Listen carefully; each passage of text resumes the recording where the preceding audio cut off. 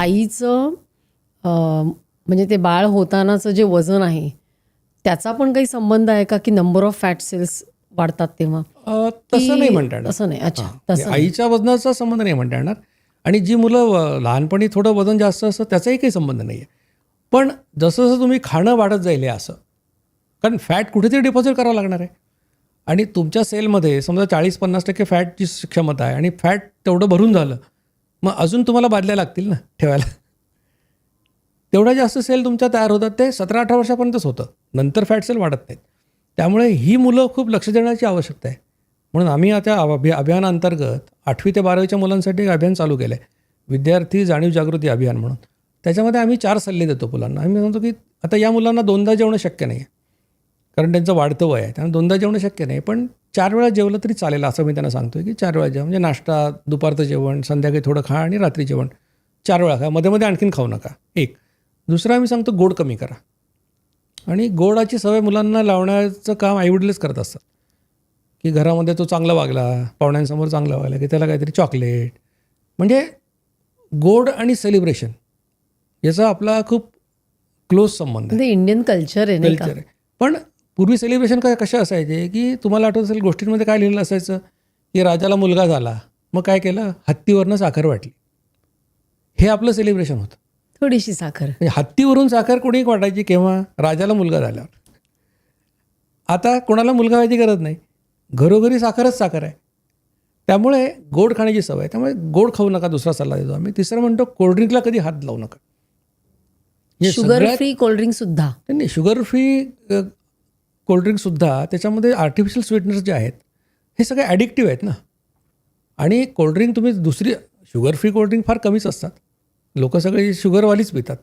आणि 100 मिलीलिटरला 11 ग्रॅम साखर आहे, म्हणजे 500 मिलीलिटर कोल्ड्रिंक प्यायला 10 मिनिटं लागतात. तू 55 ग्रॅम साखर खात असतं आणि ते कळत पण नाही ना की 55 ग्रॅम साखर खाल्ली. आणि आपली आता एज्युकेटेड मुलं IIT मधली किंवा इंजिनिअरिंग कॉलेज, मेडिकल कॉलेज काय खातात ते, एका हातात सँडविच, दुसऱ्या हातामध्ये कोल्ड्रिंक असतं. म्हणजे एज्युकेशनचा हा दुष्परिणाम दिसतो आहे, की आपल्याला अवेअरनेस यायला पाहिजे तर उलट्याच दिशेने चाललं आहे.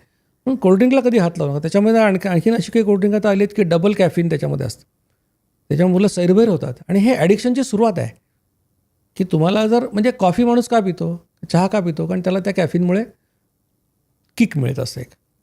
मग ती किक मिळत नाही की तो 2दा चहा पितो, 4दा चहा पितो. त्याच्या जागी त्याने तर ते कोल्ड्रिंक पिलं ज्याच्यामध्ये डबल कॅफिन आहे, तर ते डबल कॅफिन त्यात लिहिलेलं असतं की 2 बाटल्यापेक्षा जास्त पिऊ नका.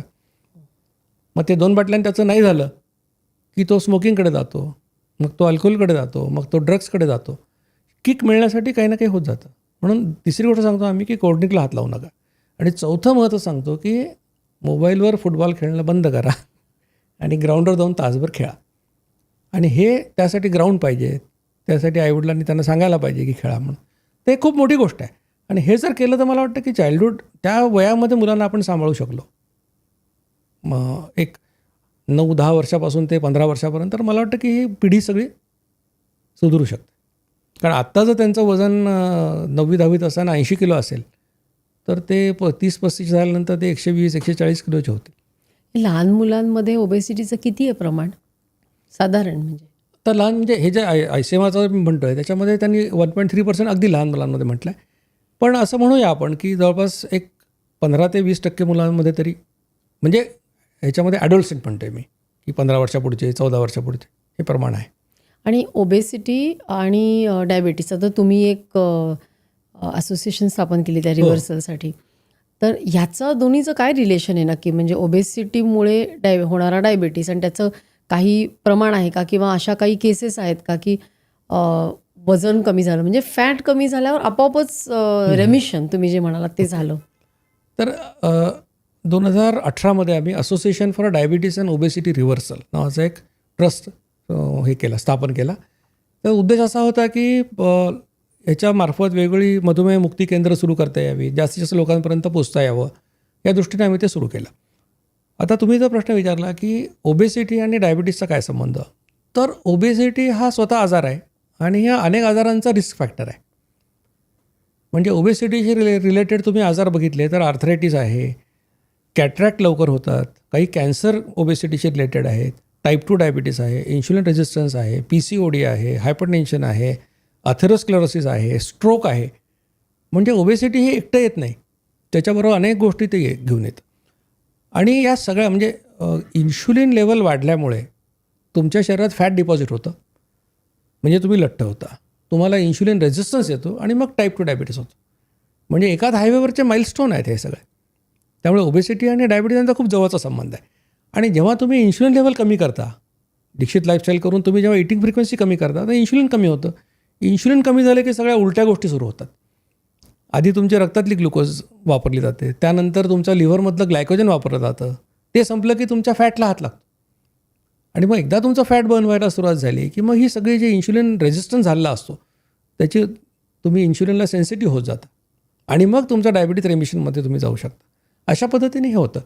आता वजन कमी केलं तुम्ही आणि फॅट कमी केलं कुठल्याही पद्धतीने, एक 10% तुम्ही जर कमी करू शकला तर तुमचं डायबिटीजमध्ये फायदा होतोच. तर HbA1c कमी होईल, तुमचा सगळाच फायदा होऊ शकतं कुठल्याही पद्धतीने केलं तरी सुद्धा. हल्ली आणि असं पण बघतो ना, जवळजवळ बऱ्याच म्हणजे एस्पेशली इंडियन्समध्ये फॅटी लिव्हर खूप वाढलं आहे नाही का? तर त्याचा काय शरीरावर परिणाम होतो?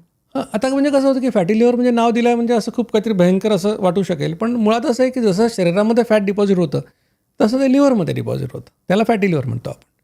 आता त्याच्यात आम्ही असं बघितलं आहे की त्याच्यामध्ये ग्रेड 1 ग्रेड 2 जर असेल तर ह्या लाईफस्टाईलने डेफिनेटली रिव्हर्ट होतं.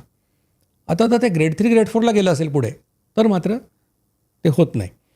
कारण एकदा तुमच्या पेशी डॅमेज झाल्या लिव्हरच्या पेशी, त्याच्यामध्ये फॅट म्हणजे बाकीच्या फॅटच्या सेल्स जास्त प्रमाणात निर्माण झाल्या तर मग फार काही करता येत नाही. पण ग्रेड 1 ग्रेड 2 डेफिनेटली रिव्हर्ट होऊ शकतं. ही क्लिप शेवटपर्यंत बघितल्याबद्दल खूप खूप धन्यवाद.